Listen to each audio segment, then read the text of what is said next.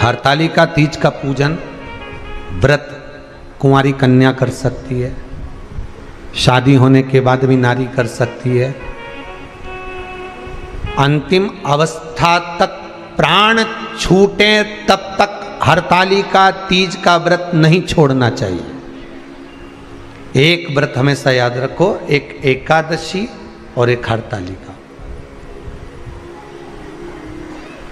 हाँ, इतना जरूर है, ज़्यादा शरीर बेकार हो गया, बुढ़ापा आ गया, शरीर नहीं साथ दे रहा, तो कुछ फल खा लो, कुछ चाय दूध जूस आप लेकर कर लो।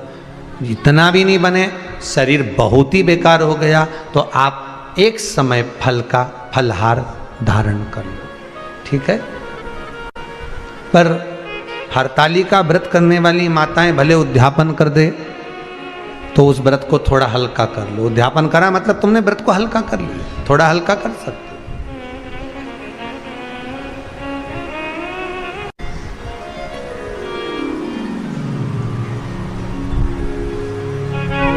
हरतालिका तीज का जो व्रत का उद्यापन करते हैं उसमें 5 चीज रखते हैं ना, 5 कपड़े स्त्री के, 5 कपड़े पुरुष के, 5 तरह का अनाज, 5 तरह का फलहार, 5 तरह का फल। तो 5 तरह का जो फल रखाता है हरतालिका तीज के उद्यापन में, दुनिया के लोग उस 5 तरह के फल को केला गिन ले, पपीता गिन ले, मौसम्बी गिन ले, और अनार गिन ले, संतरा गिन ले, सब कुछ गिन लेते हैं, पर उस 5 तरह के फल में धतूरे को नहीं गिनते। पर शिव कथा में वर्णन आता है, हरतालिका तीज के उद्यापन में लिखा हुआ है, सबसे पहले 5 फल अगर गिनना है तो उसमें पहले धतूरे को गिनो, क्योंकि शंकर को वो प्रिय होता है, शंकर उसको स्वीकार कर लेता है। और धतूरा शंकर भगवान को क्यों चढ़ाया जाता है उसका प्रसंग आपको पहले भी कहा, आज फिर कहते हैं। धतूरा जब हम भगवान शंकर को समर्पित करते हैं तो हमारा कोई कार्य अटक रहा होता है, जिस कार्य को बार बार एग्जाम में बैठे हो, बार बार परेशान हो रहा है, बार बार इंटरव्यू देने जा रहे हो, नहीं हो रहा, एक बार धतूरे को हृदय से, भगवान को प्रेम से, करुणा सागर मेरे शंकर को दिल से एक बार वो धतूरा भगवान से विनती कर कर उसको चढ़ाओ तो सही, भगवान तुम्हारा कार्य सफल कर देगा। पर दिल से चढ़ाना, हृदय। हरतालिका तीज की पूजन करने वाले को चाहिए कि बालू का, मिट्टी का शिवलिंग बनाना चाहिए। फुलेरा जो बनाया गया है ऊपर शंकर जी के ऊपर लटकाने के लिए, टांगने के लिए, उसके नीचे शिव पार्वती गणेश जी की सुंदर बालू की मूर्ति बना लेना चाहिए, पार्थिव लिंग का निर्माण कर लेना चाहिए। शिव की आराधना करना चाहिए।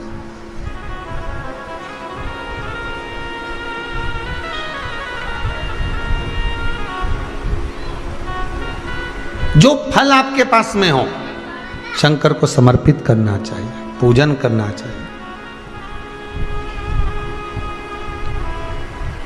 आराधना करो।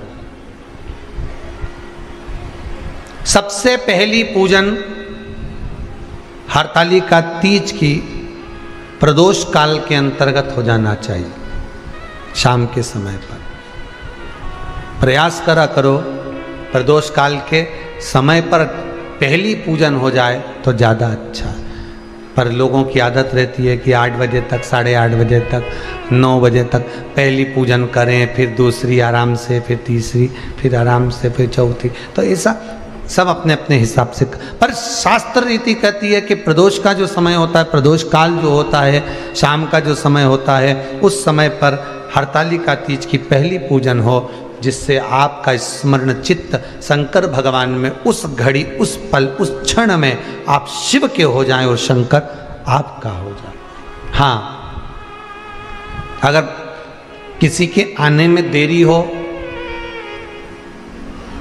कोई आ नहीं पा रहा है, बहुत देरी हो रही हो, तो हरतालिका पूजन व्रत वर्णन करता है कि शिवलिंग का निर्माण, पार्वती जी की मूर्ति का निर्माण, गणेश जी का निर्माण और फुलेरा जो बनाया हुआ है, ये प्रदोष काल के पहले बनकर तैयार हो जाना चाहिए। प्रदोष काल के अंतर्गत फुलेरा नहीं बनना, फुलेरा पहले बन जाना चाहिए।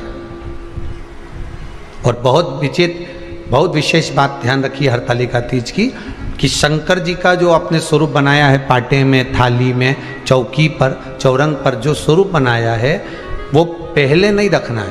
पहले क्या बांधना है? फुलेरा।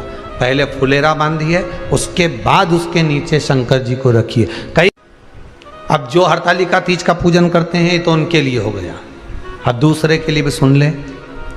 जो नारी हरतालिका तीज का पूजन नहीं करती, व्रत नहीं करती, साधना नहीं करती, उसके लिए भी कहा गया कि आप अगर ये व्रत नहीं करते हो तो एक कार्य जरूर करना, कहीं पर फुलेरा बंधा हो, हरतालिका की पूजन हो रही हो, 5 मिनट 10 मिनट निकालकर अपने आसपास के किसी पौधे में से पत्तियां लेकर या पुष्प लेकर, 5 वृक्ष की पत्ती या 5 वृक्ष के पुष्प लेकर शंकर भगवान को जब पूजन हो रही हो, 5 मिनट माताएं जब पूजन कर रही हों, तब आप भी उस पुष्प को, उस पत्तियों को शंकर को समर्पित कर सकते हो। ये नहीं चढ़ा सकते तो 5 फल, फल नहीं चढ़ा सकते तो 5 कुछ भी पुष्प आदि का आप शिव को समर्पित कर दो। पर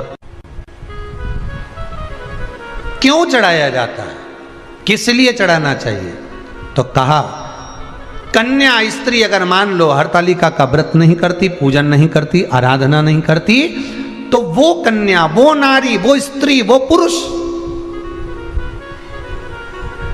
कार्य तो बहुत करेगा, दुकान भी 4 चलाएगा, व्यापार भी बढ़ाएगा, पर संपदा को जोड़ नहीं पाएगा। 1 रुपये कमाएगा, 1.25 रुपये खर्च वाला काम चलेगा। हस्त नक्षत्र में जो तृतीया पड़ती है, हस्त नक्षत्र के अंतर्गत जो तृतीया का महत्व कहा गया है, वो संपदा को बढ़ाती है, मनोकामना को पूर्ण करती है। इस नक्षत्र के अंतर्गत जो तृतीया आती है वो मनोकामना को पूर्ण कर कर चली जाती है। इसलिए शिव की आराधना के लिए प्रथम माने। हस्त नक्षत्र में किया गया दान, हस्त नक्षत्र के अंतर्गत तृतीया के दिन किया गया पुण्य, हस्त नक्षत्र में तृतीया के दिन किया गया श्रृंगार, हस्त नक्षत्र में तृतीया के दिन करा गया अपना सुंदर सिंदूरा, भगवान का आनंद, 5 तरह के वस्त्र, 5 तरह के स्त्री के वस्त्र। ये वीडियो आप लोगों को कैसी लगी है हमें कमेंट करके ज़रूर बताएं। वीडियो हमारी फुल वॉच करने के लिए आप सभी लोगों का बहुत बहुत धन्यवाद।